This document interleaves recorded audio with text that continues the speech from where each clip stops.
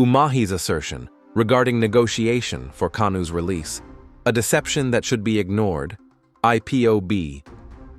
The attention of the global family of the Indigenous People of Biafra, IPOB, has been drawn to the reckless and contemptuous utterances of the Minister of Works, David Umahi, who claimed that negotiations are ongoing for the release of our leader, Mazi Nnamdi Kanu.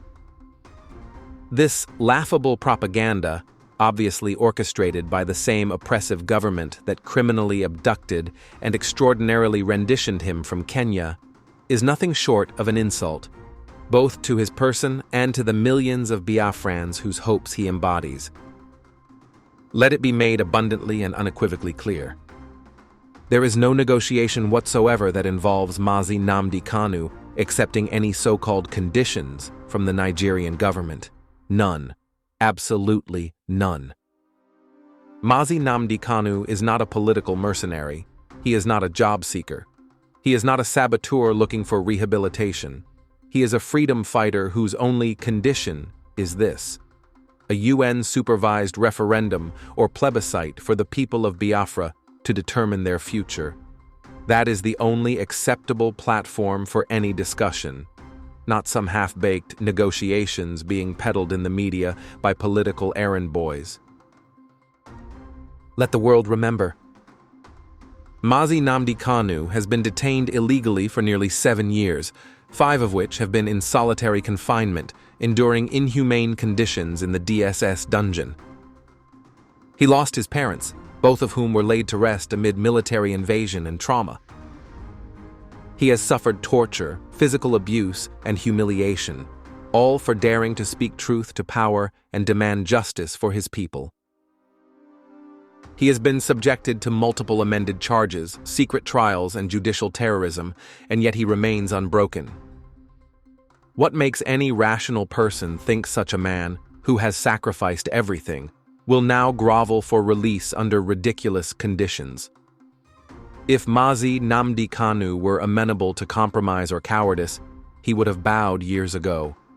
The very idea of attaching conditions to his release is a grotesque insult to the memory of those who have died, to his lifelong conviction, and to the cause of Biafra. Let us also remind Nigeria and her stooges that Simon Ekpa, who once arrogated to himself some phantom Biafran government in exile, publicly recanted in a Finnish court, where he admitted he is no longer a prime minister, but just a content creator. This speaks volumes about who is truly committed to the cause and who is in it for clout and chaos. Let it be stated in thunder. No Jupiter, no mortal, no regime, no matter how brutal or deceptive, can make Mazi Nnamdi Kanu drop the agitation for Biafra. His blood, bones, and spirit are intertwined with the Biafran cause. He is a generational figure, a man who comes once in 1,000 years. Any hope that he will abandon the struggle is delusional. We therefore warn David Umahi and his ilk to desist from peddling lies and false hopes.